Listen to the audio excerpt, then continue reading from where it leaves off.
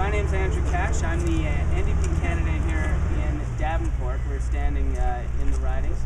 This is Peggy Nash, the NDP candidate for Parkdale-High Park, and Mike Sullivan, the NDP candidate for York South-Weston.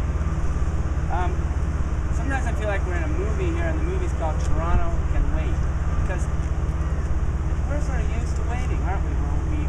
We're asked to wait for affordable daycare. We're asked to wait for housing that doesn't cost an arm and a leg. We're asked to wait for the unemployment rate to fall in this city. And now we're told we can wait for Transit City. And we're told that, 10, 15, 20 years from now, we may have an electric train on this track. But until then, we're going to have 460 diesel trains. So while the province cuts Transit City, which is desperately needed clean transit that's going to positively affect thousands of people in this city and hundreds of communities, we're cutting that, but we're going full steam ahead, or should I say full diesel ahead, on a plan that's run by a private company for profit, using dirty diesel, and essentially is going to cater to the business community and certainly not the residents here, not the residents here today, and not the residents who live in all of these houses. And folks, we already have enough air pollution. Do we really need any more? And I think Toronto's medical officer of health, Dr. David McEwen, summed it up perfectly on the issue of diesel trains. No one should be asked to trade public health for public transit. I recall as a child, a couple of my friends maybe had asthma, but today, kids, they have dollhouses, they have Thomas the Train, and they have asthma inhalers. An asthma puffer is now a common childhood accessory. In fact, 2 of my kids use them on a regular basis. So we're here, while we're standing officially in the riding of Davenport, we're really at the crossroads of our 3 ridings that we hope to represent. These ridings are going to pay an enormous cost, an environmental cost, a health cost, and a cost of future prosperity. So this is a pivotal moment. Are we going to decide to add to the already heavy environmental load that residents in this community are asked to pay?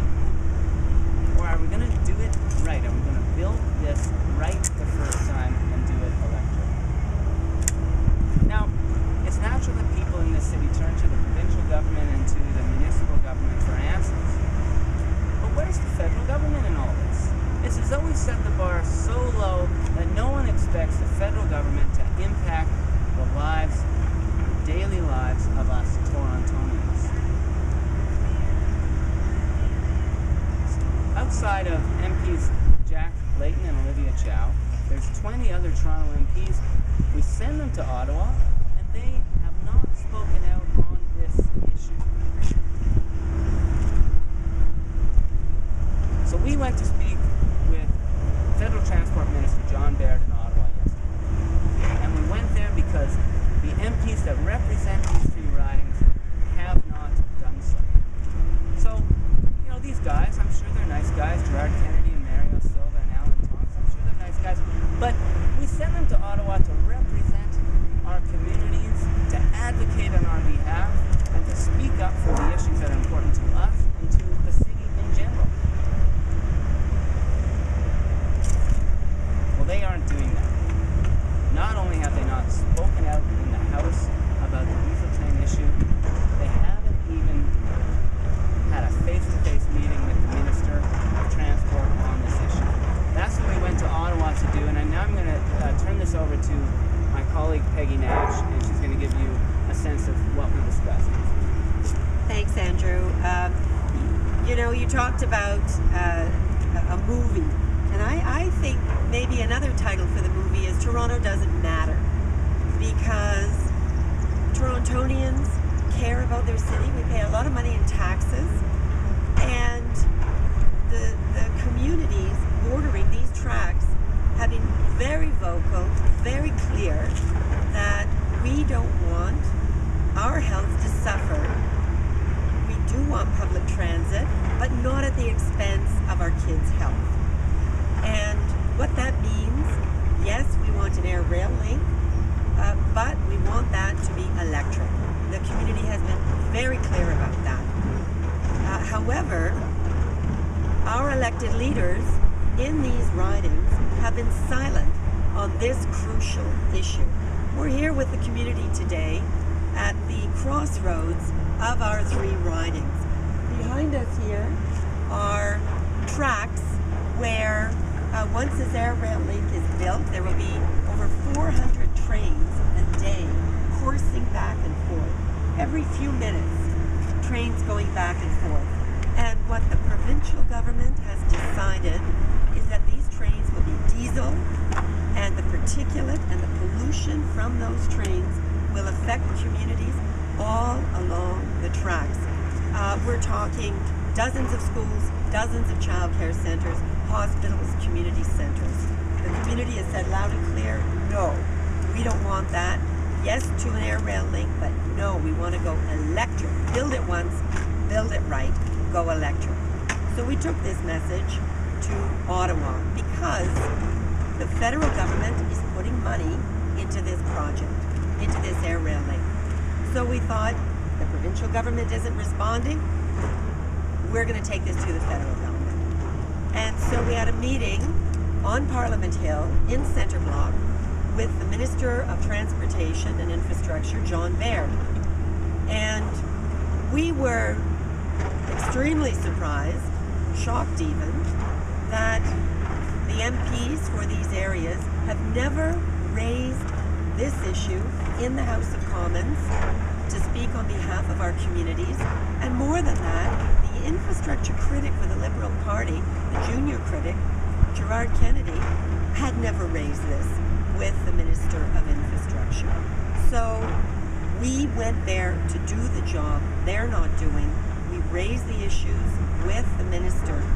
And he said that while he was aware of the air rail link, he hadn't really delved into it.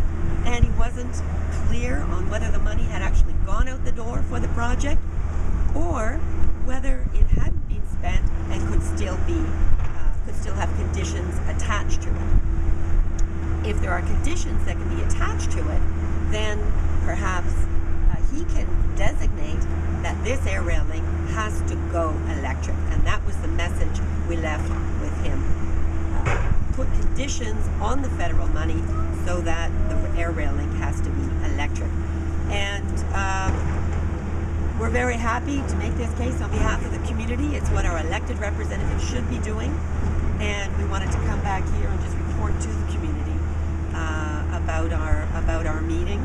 And we're going to follow up with Minister Baird to find out what he's been able to uncover and whether he will commit to electrification for the air rail link. And now I'll turn it over to my colleague Mike Sullivan, who has been active on this issue from day one. Day one being about 2003, when we first in Weston learned about the potential closure of our roads. But Weston, the impact in Weston pales in significance to what's going to happen here. The people that live here, not only do they have to withstand the constancy of that noise of the pile driving for the construction project, but this is ground zero for the pollution. Past these residences will go every CP freight train, both east-west and north-south, and another 140 air rail link trains and upwards of 150 GO trains will pass these houses every single day. That's a train every 3 minutes. In rush hour, a train every 90 seconds. The provincial plan is that all of them will be diesel. Every single one of them. There is no plan for an electric train at this point in time. And what we and the community have told us is that these trains ought to be electric. They ought to be electric now. They should not be installing diesel and then making a vague promise that there'll be electric trains at some point in the future. This has to be made electric now. Minister Baird was quite surprised to learn that this is being touted as a federal project by the provincial government.